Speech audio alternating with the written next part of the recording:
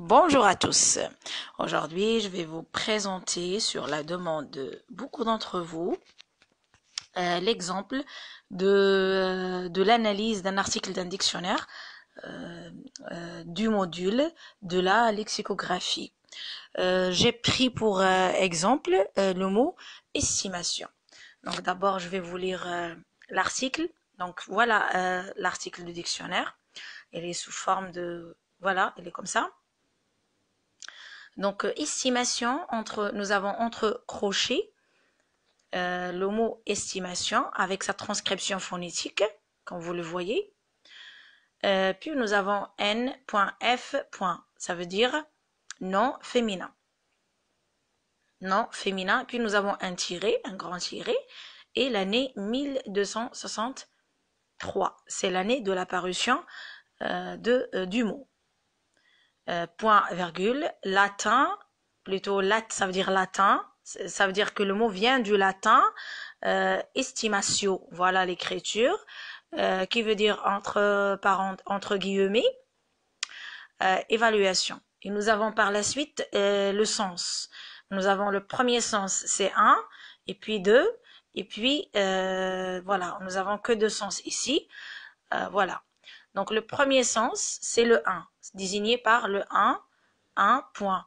Action d'estimer, de déterminer la valeur, le prix d'une chose. Apprécier, puis nous avons une flèche.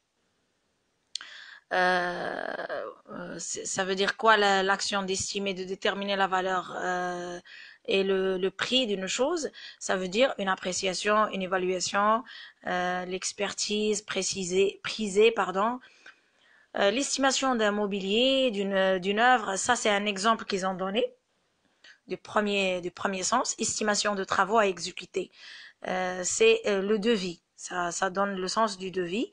Estimation insuffisante, exagérée, c'est une sous-estimation, surestimation. Entre guillemets, en pesant d'un coup d'œil d'experts habiles aux estimations promptes la valeur marchande de ces jeux. C'est un exemple, c'est une phrase. Courtelle. Nous avons le deuxième sens. Le deuxième sens, c'est l'action d'évaluer. Ça veut dire estimation est une action d'évaluer. C'est son deuxième sens. Une grandeur qui veut dire une grandeur. Et nous avons une flèche. Dans ce sens-là, nous avons la première explication. C'est un calcul, c'est une évaluation. D'après les premières estimations, voilà, on donne ici des exemples. À première vue, estimation rapide, approximative, aperçu, approximation. Ici, c'est aperçu, approximation. Estimation précise, ça veut dire détermination. Le flèche veut dire, ça veut dire l'explication du mot ou bien de la phrase. Selon mes estimations, d'après mes estimations, il n'y aurait plus pour longtemps. C'est une prévision ici, c'est une prévision. La phrase veut dire une prévision. Maths, ça veut dire les mathématiques. En mathématiques, l'estimation, le mot estimation veut dire opération statistique consistant à déterminer à partir d'un échantillon, des paramètres relatifs à une population, ça veut dire estimateur, entre parenthèses. Donc là, c'était juste une lecture et une petite explication de l'article du dictionnaire de la matière de lexicographie, du module de la lexicographie. Passons maintenant à l'analyse que nous allons faire à l'examen. Donc à l'examen, nous allons commencer par quoi? Par cette phrase. Toujours on commence par cette phrase. Vous devez l'apprendre. Le contenu de l'article de l'entrée lexicale estimation, entre guillemets, obligatoirement vous devez mettre les guillemets, renvoie à 4 composantes. Je répète, le contenu de l'article de l'entrée lexicale estimation renvoie à 4 composantes. 2 points. D'accord? La ponctuation est aussi importante. Elle est notée. Pourquoi? Parce qu'on est dans une matière lexicale. En question. C'est la lexicographie. Donc, on doit bien sûr bien ponctuer notre analyse. On peut travailler comme ça, sous forme de 1, 2, 3, 4, ou bien travailler sous forme de phrase. Par exemple, je peux dire le contenu de l'article de l'entrée lexicale estimation renvoie à 4 composantes. Premièrement, nous avons la composante phonétique. Je peux travailler de cette façon. Sinon, je peux écrire juste un composante phonétique, 2 points. La transcription phonétique entre crochets nous indique la prononciation correcte de l'entrée lexicale et entre crochets, nous avons estimation. C'est la transcription phonétique. Vous devez transcrire le mot phonétiquement. D'accord? La deuxième composante est une composante grammaticale. Ou bien j'écris juste 2 composantes grammaticales de points. Ou bien je peux dire la deuxième composante et la composante grammaticale. Il veut dire que l'entrée estimation est un nom féminin. D'accord? Ou bien je dis juste, comme je vous ai dit, composante grammaticale de points. L'entrée estimation entre toujours entre guillemets est un nom féminin. Et toujours entre parenthèses, n.f. D'accord? La ponctuation très importante. Troisièmement, la composante étymologique. La composante étymologique nous donne les informations suivantes. Nous avons le nom estimation qui a pour date d'attestation 1263, issu du latin estimation qui veut dire évaluation entre guillemets. Tout cela, toutes ces informations, nous les avons apportées de l'article que le prof ou bien la prof nous a donné. D'accord? On n'apporte rien de notre tête. D'accord? On n'improvisionne pas. D'accord? Donc, nous avons, comme je vous ai dit, la composante étymologique. Ça veut dire quoi? Ça veut dire le mot vient d'où. Je vous ai déjà expliqué dans la première vidéo sur la lexicographie comment travailler un article du dictionnaire. Déjà, je vous ai expliqué les composantes et chaque composante, comment travailler chaque composante. Et je vous ai dit que la composante étymologique nous dit que le mot vient d'où, du latin, la plupart ça vient du latin, et que il est apparu en quelle année, donc a pour date d'attestation 1263, ou bien on peut dire le mot est apparu en 1263. D'accord?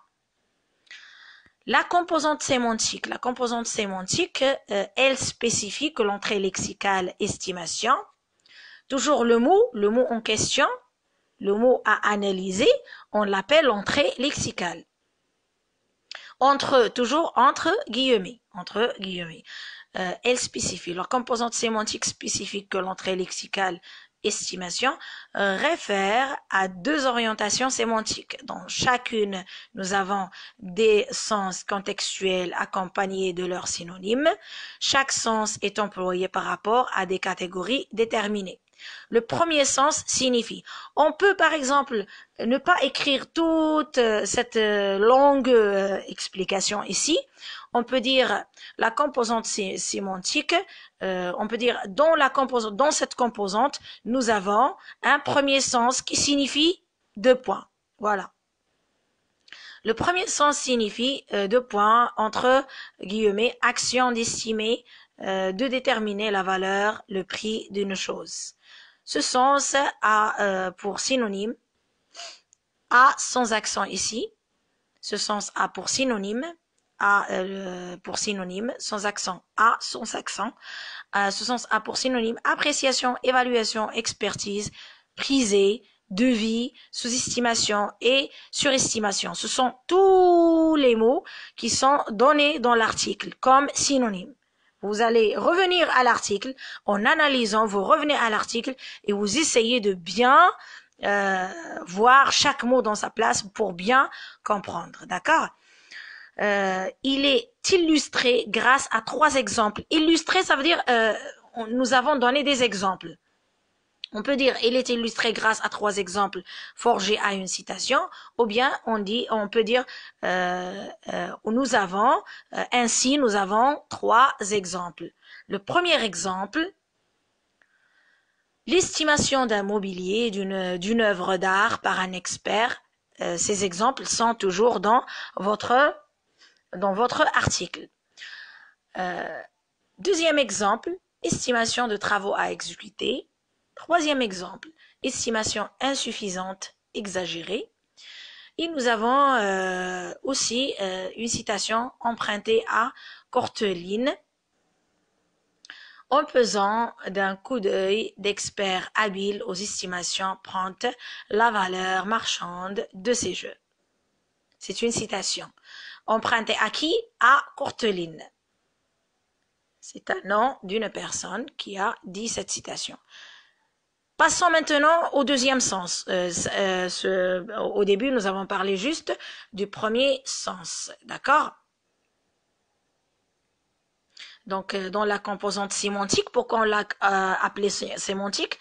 Parce que là, nous parlons des sens. On parle des sens. Le ma'ani. On parle juste des sens. Premier sens, deuxième sens, cela dépend de chaque prof. À l'examen, le prof peut vous donner 2, 3, 4, jusqu'à 4 exemples. Ou bien 4 sens. Passons maintenant au deuxième sens. Le deuxième sens se présente comme suite. Action d'évaluer une grandeur. Il a pour synonyme calcul, évaluation, aperçu, approximation, détermination et prévision. Ce sens est explicité par 4 exemples forgés. D'accord? On peut dire ce sens est explicité par 4 exemples forgés ou bien ce sens est illustré par 4 exemples. D'accord? Ou bien nous avons 4 exemples pour ne pas trop parler. Le premier exemple, d'après les premières estimations, à première vue. Deuxième exemple, estimation rapide, approximative. Troisième exemple, estimation précise. Quatrième exemple, selon mes estimations, d'après mes estimations. Il n'y aurait plus pour longtemps. Il n'y en aurait plus pour longtemps.